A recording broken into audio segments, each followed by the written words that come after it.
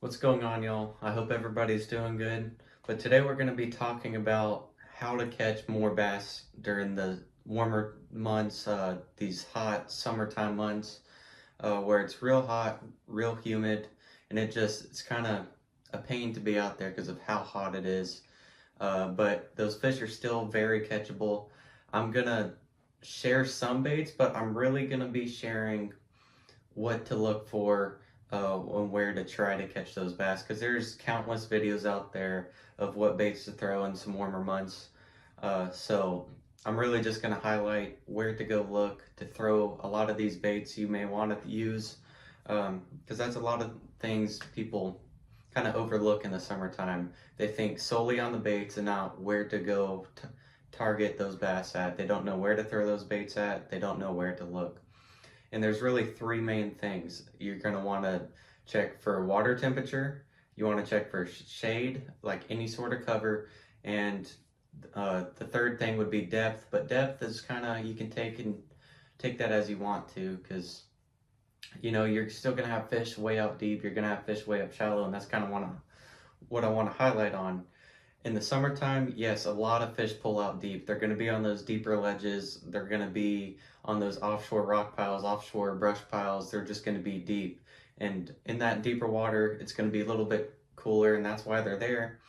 But you can catch those fish kind of any way you would. Throw a shaky head, such as this. Throw a jig, throw a flutter spoon. Just anything can catch those offshore fish. If you fish a spotted bass lake, those spotted bass are probably going to group up and going to be chasing around some bait balls. So that's still, offshore is going to be still very high in play. But finding those fish in the warmer months to me is a little bit difficult. You may get a ledge that's a few hundred yards long, so you're just spending an hour just scanning that whole ledge trying to find those fish. So you kind of just got to pick and choose. So like offshore fishing, that deeper fishing in the summertime can be really slow, but when it does pay off, it's going to pay off big. And actually, speaking about the shaky head, yeah, shaky head, Texas rig, jig, anything, just what you really want to do is slow it down. In the summertime, you want to move that bait as slowly as possible. And what I actually like doing, yes, I usually opt for like a standard trick worm on a Texas rig or a shaky head such as this, but in these summer months, I'm gonna get a little bit bigger ribbon tail such as this, such as a Zoom old monster worm, just something a lot bigger, something that will entice those fish, because not only is the heat causing us to consume a lot of energy, it's also making those bass a little bit more miserable too. So they're a little bit drowsy. So when they see a big worm just kind of sitting in front of their face, that's a larger meal that they think is going to be an easy meal for them. So they're just going to pick it up and eat it.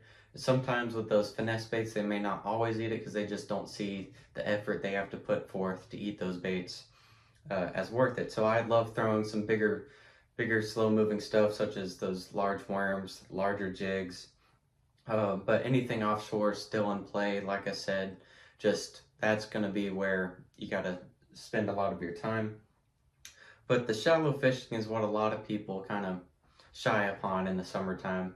Because like I said, a ton of fish move offshore, but a lot of people will chase those and ignore the fish that stay up shallow. And that's actually where there's a little bit more art to summertime fishing. In that summertime, when those water temps get really warm, those fish are going to want to find the coolest water possible. So, for example, if there's a giant grass mat, that grass is going to provide oxygen, it's going to provide shade, so those bass are going to be way up under that. Just any sort of shade lines where you're going to want to be throwing anything. And when I say anything, I kind of mean anything, because like top water, for example, yes, it may be 90 degrees, the water temperature may be in the high 80s, but like a top water frog, if you can get it up on that grass mat, up under those laydowns, up around all that cover, you're still going to get 8, even if it's the middle of the day, because those fish are going to be hidden under that grass, hidden under those branches, in any sort of shade they can find, because in that shade, no matter how shallow it is, it's just going to be a little bit cooler, and that's what those bass are going to relate to.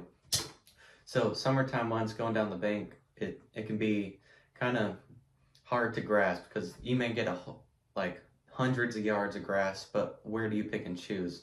And I was talking to my buddy Grant the other day.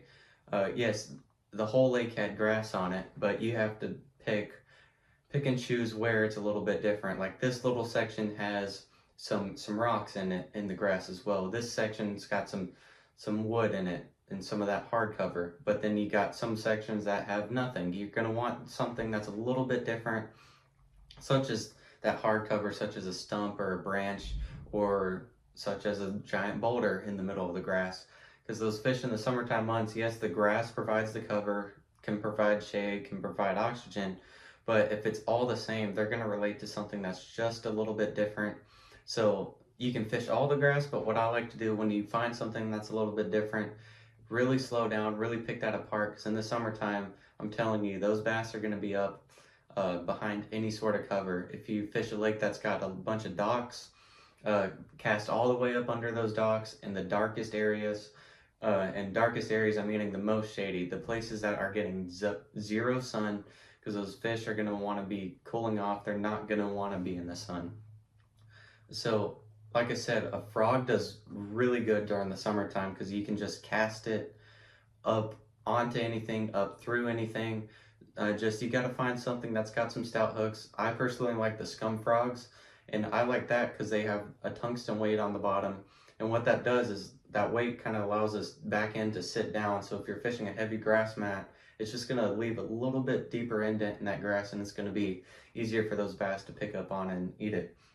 But if you don't have the patience for that, you know, a lot of top waters in play, like I said, the offshore. So if you're fishing open water, you know, you can throw your spook style baits, you can throw your whopper ploppers, stuff like that.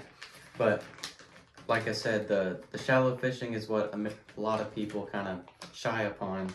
So a frog works well, but what I think a lot of people really overlook is just something like a little horny toad, or this is actually a ribbit.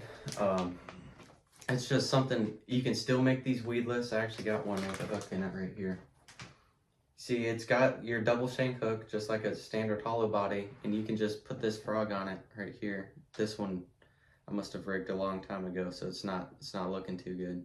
But anyway, y'all get the gist. You can still make these weedless. You can cast it up onto the grass. You can cast it up under those laydowns and just reel it, and you can kind of power fish faster than you would just a standard hollow body frog, and that would, you know, just covering water can be key a lot of times. But another thing is I'm not saying only throw a top water such as a frog when going down the bank. What really does well is stuff like, yes, you can throw those flipping jigs, you can flip a Texas rig, you can do all that, and that will actually work really good, especially better in some scenarios, such as if you have a giant laydown, you may want to pick up a Texas rig, flip that laydown, really pick it apart, because like I said, those bass are going to be searching for shade, and if you're just anywhere with shade. But a swim jig actually does really good. This is the 6th Sense, I want to say Divine swim jig, and I like it because the guard on it it's a little firm, so I can cast it up in junk, but it's soft enough where if I really need to yank on that hook and get a fish in the boat, I can, and it's doable.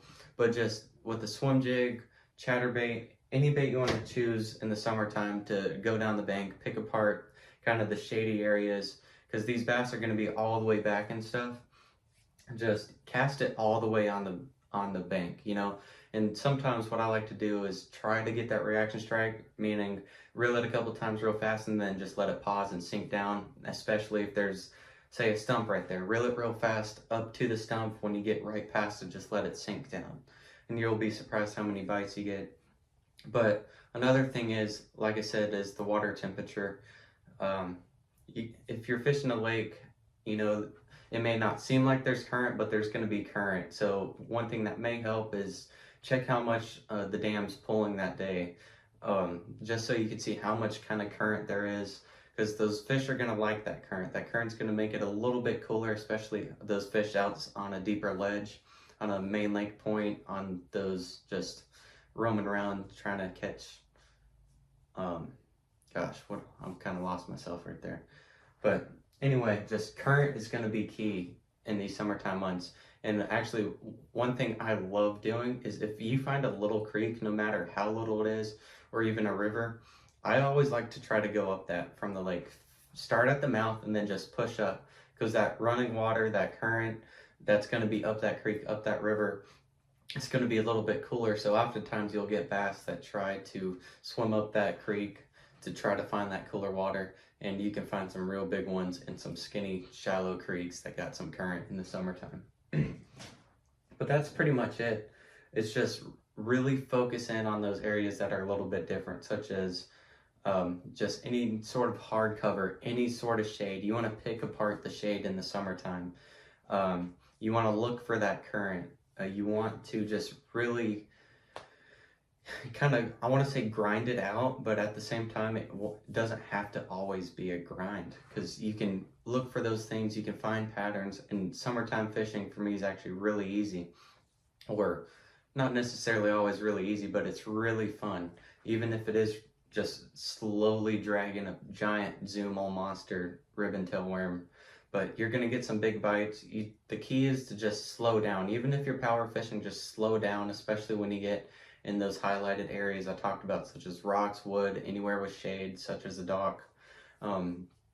Search for that current. Still look for those offshore rock piles, brush piles. Those fish are going to be there.